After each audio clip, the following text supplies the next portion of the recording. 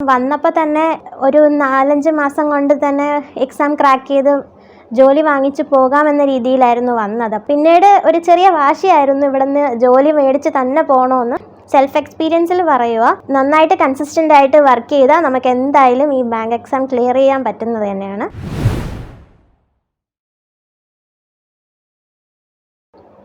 Hi, എൻ്റെ പേര് Arya S. ഞാൻ തിരുവനന്തപുരം ജില്ലയിൽ നിന്നാണ് വരുന്നത്. ഞാനൊരു BSc ഗ്രാജുവേറ്റ് ആണ്. 2023 പാസ് ഔട്ടായി. 2023 പാസ് ഔട്ടായതിന് ശേഷം എന്ത് ചെയ്യണം അടുത്തെന്തെന്നൊരു ഉദ്ദേശം, ഒരു കൺഫ്യൂഷനായിരുന്നു മൊത്തത്തിൽ. അപ്പോഴത്തേക്കും എൻ്റെ മാത്സ് ടീച്ചറാണ് എനിക്ക് ബാങ്കിങ് കരിയർ ചൂസ് ചെയ്യാൻ സജസ്റ്റ് ചെയ്യുന്നത്.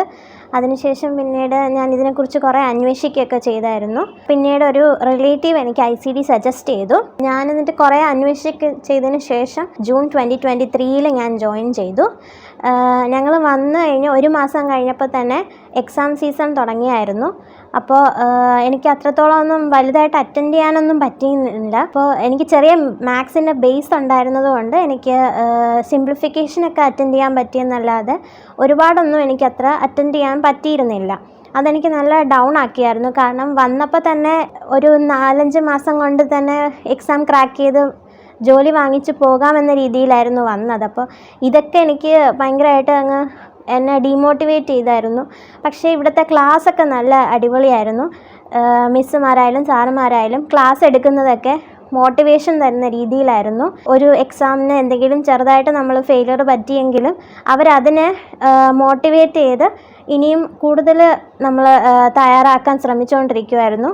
ഇവിടുത്തെ 6 മാസത്തെ ഫൗണ്ടേഷൻ കോഴ്സ് നല്ല ബേസ് എല്ലാം സെറ്റാക്കി തരുന്നതായിരുന്നു. എൻ്റെ ബേസ് എല്ലാം അടിപൊളിയാക്കിയായിരുന്നു ഇവിടുന്ന് റെഗുലറായിട്ട് ക്ലാസ്സും മോക്ക് ടെസ്റ്റും അറ്റൻഡ് ചെയ്ത് എൻ്റെ ബേസ് സെറ്റായത്.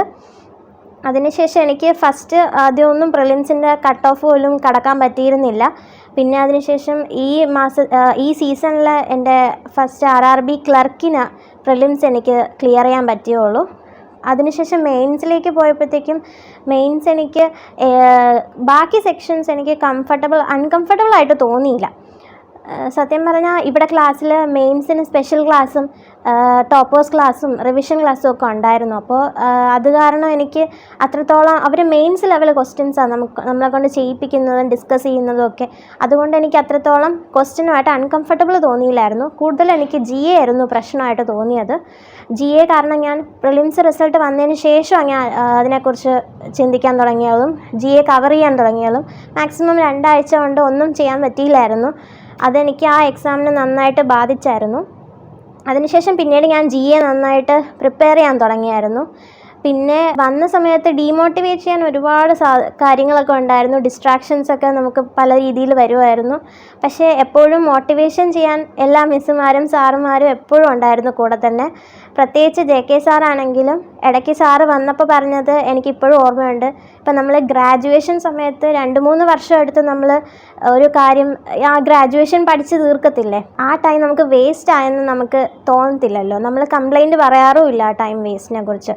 പക്ഷേ ഇവിടെ വന്ന് ഒരു ലൈഫ് സെറ്റാവുന്ന ഒരു ബാങ്കിങ് കരിയറിന് വേണ്ടിയിട്ട് 6 മാസം മാത്രം ഇൻവെസ്റ്റ് ചെയ്യാൻ അല്ലെങ്കിൽ ആ സമയത്തിനുള്ളിൽ കിട്ടണമെന്നൊക്കെ പറയുന്നത് നമുക്ക് ഫെയർ ആയിട്ടുള്ളൊരു കാര്യമല്ലല്ലോ എന്ന് സാറ് നമ്മളോട് തന്നെ ചോദിക്കാൻ പറഞ്ഞായിരുന്നു. അതൊക്കെ എനിക്കിപ്പോഴും നന്നായിട്ട് മനസ്സിൽ കിടപ്പുണ്ട്. ആ ഒരു ഊർജ്ജത്തോടെ തന്നെയാണ് പഠിച്ചതും. പിന്നീട് ഒരു ചെറിയ വാശിയായിരുന്നു ഇവിടുന്ന് ജോലി മേടിച്ച് തന്നെ പോകണമെന്ന്. പിന്നെ അതിന് ശേഷം ഈ സീസണിൽ RRB ക്ലർക്ക് എനിക്ക് മെയിൻസ് ക്ലിയർ ചെയ്യാൻ പറ്റിയില്ല. പക്ഷേ IBPS PO എനിക്ക് മെയിൻസ് ക്ലിയർ ചെയ്തു. പക്ഷേ ഫൈനൽ എനിക്ക് ക്ലിയർ ആക്കാൻ പറ്റിയില്ലായിരുന്നു. പിന്നെ IBPS ക്ലർക്കാണെങ്കിൽ എനിക്ക് റിസർവ് ലിസ്റ്റിലുണ്ട്. പിന്നെ IDBA ജാമും വെയിറ്റിംഗ് ലിസ്റ്റിൽ കിടക്കുക. അങ്ങനെ തൊട്ടടുത്തെത്തിയിട്ട് കിട്ടാത്തതായപ്പോൾ എനിക്ക് നല്ല വിഷമം വന്നായിരുന്നു. പക്ഷേ മിസ്സൊക്കെ നന്നായിട്ട് മോട്ടിവേഷൻ ചെയ്തായിരുന്നു. അതിനുശേഷം ഇപ്പം എനിക്ക് SBI ക്ലർക്ക് ഞാൻ ക്ലിയർ ചെയ്തിട്ടുണ്ട്. എനിക്ക് ഇവിടുത്തെ എല്ലാവരോടും നന്ദി മാത്രമേ പറയാനുള്ളൂ. പാരൻസിനോടായാലും ഇവിടുത്തെ ടീച്ചേഴ്സിനും സാറിനോടും ആയാലും എല്ലാവരും എന്നോട് നന്നായിട്ട് കൺസിസ്റ്റൻ്റ് ആയിട്ട് സപ്പോർട്ടും എൻകറേജും ചെയ്തായിരുന്നു. അതിനെല്ലാവരോടും നന്ദി പറയുന്നു.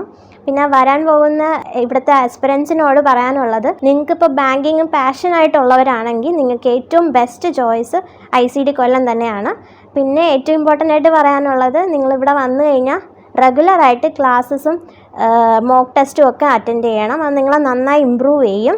സെൽഫ് എക്സ്പീരിയൻസിൽ പറയുക, കാരണം അത് നിങ്ങൾക്ക് എക്സാം എഴുതുമ്പോഴാണ് നിങ്ങൾക്ക് കൂടുതലും ഇമ്പ്രൂവ്മെൻറ്റ് എത്രത്തോളം ഉണ്ടെന്ന് മനസ്സിലാവത്തുള്ളൂ. നന്നായിട്ട് കൺസിസ്റ്റൻ്റ് ആയിട്ട് വർക്ക് ചെയ്താൽ നമുക്ക് എന്തായാലും ഈ ബാങ്ക് എക്സാം ക്ലിയർ ചെയ്യാൻ പറ്റുന്നത് തന്നെയാണ്. Thank you.